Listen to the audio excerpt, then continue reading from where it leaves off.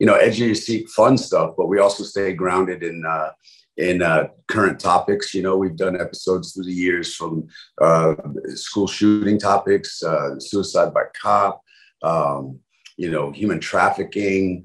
We did a whole Black Lives Matter type of episode. So, we hit current topics without being preachy. We don't talk about religion. We don't talk about politics. When you watch SWAT, you just have a good time with a fun, cool message and kind of a sense of humanity. Congratulations on the success of the show. We're back for season 6. Yeah. What about the show do you think has contributed to its success for it to be on this long?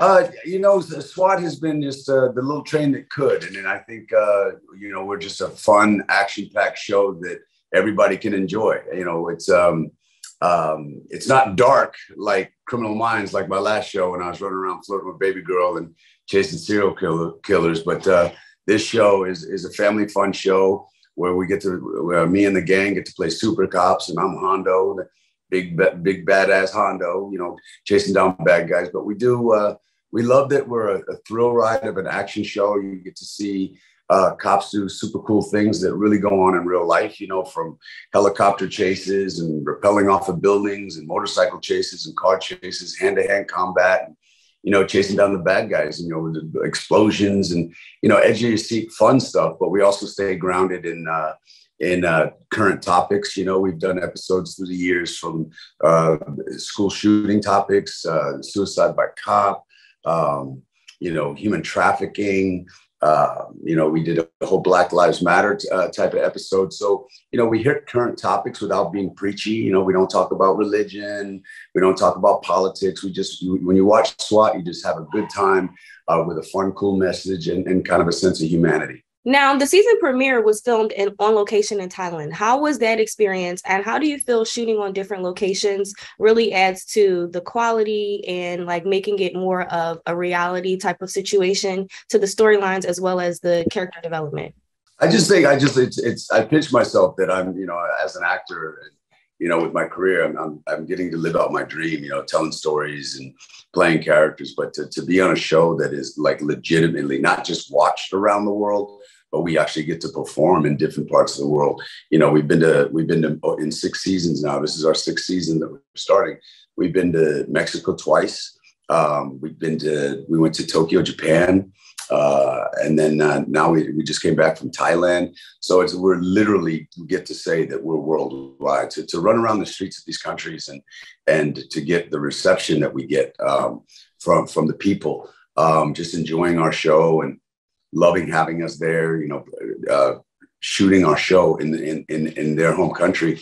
I'm like, wow, I get to be an actor and I get to be super cop, literally in another country. And I think it appeals. We get to showcase not just LA, we showcase, because everybody who hasn't been to Los Angeles, the United States, is fascinated by Los Angeles. And then everybody here is fascinated by what the rest of the world looks like. And you get a little peek through the peephole of Tokyo, Japan, and our production value, the producers in the studio and the network. It's very important. And we have so much fun showcasing the beautiful areas of these different countries. I mean, the Mexico episode last season was so beautiful. It almost looked fake. I mean, it was,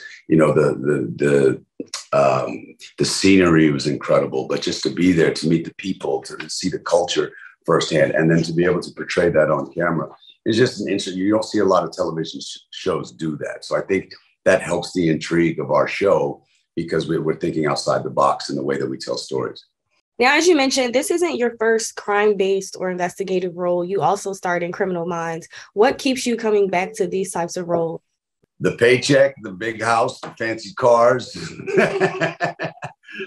There is some truth to that. I mean, I'm joking, but no, I love to perform. And I've seemed to, it's been a niche that's worked for me. I mean, I'm very proud of my 29 years in the game. I feel like I'm growing every day and every year with each character that I play. And, from starting out on The Young and the Restless, Malcolm Winters, Drusilla Baby Daddy, that was a great starting block for me to just kind of get my legs as an actor and just, and the fanfare was so great. And it was my first taste of being a professional actor. And I learned so much as an actor. I grew so much as a person. I made incredible relationships. Christophe St. John, who may he rest in peace, was truly a brother to me and really believed in my career. And he just told me to believe in myself and think outside the box and spread my wings and take chances and see how high I can fly as an actor. And so I just, I've always been, my mother, who's smiling at me from heaven as well, has just always said, just believe yourself, anything's possible. Don't get yourself stuck in a box and, take what's out there and run with it and go big. And so, to do Young and the Restless and then Criminal Minds, playing Derek Morgan for 11 years, and now to be the lead of my own show, playing big badass Daniel Hondo Harrelson, and being a super cop. I love that I've been able to play heroes, fighting for the underdog, because, everybody wants to be a superhero to some extent. And so I feel like, I think fans live vicariously through my journey as an actor and my heroic ways on television. And before I let you go, fans are always wondering how you continue to age like fine wine. You know what they say in our culture, but what is good black don't crack, baby? Good black don't crack. I get it. No, I appreciate that. I'm 52 years old. I'm never shy about how old I am, how young I am. I got good genes from my mom and my daddy. But I eat healthy, and exercise is a way of life for me. Excuse me. Trying to keep my 6-pack alive right now. It's kind of like a 2.5 pack. I got to get it together. It ain't as easy as it used to be. I just try to see the brighter side of life. Life has ups and downs. I've experienced a lot of successes, a lot of triumphs, but also dealt with a lot of adversity, a lot of loss, and you just wake up every day and realize you're blessed. And I know that I never take life for granted. I never take my career for granted. I try to just embellish and smile about the good, but also always push myself. Like, don't ever get comfortable. You can do even that. I always feel like I can be better. So you got to get ready. You got to get ready, and you got to stay ready. And that's how I live my life, and that's how I approach my career. So health, taking care of myself, exercise, digging deep in my characters, challenging myself to do a little more than I did the last time. I mean, you only get one life, so I'm going to make the most of this thing. Well, it was a pleasure speaking with you. Congrats again. And I look forward to talking to you in season 7. All right. Much love to you. Peace.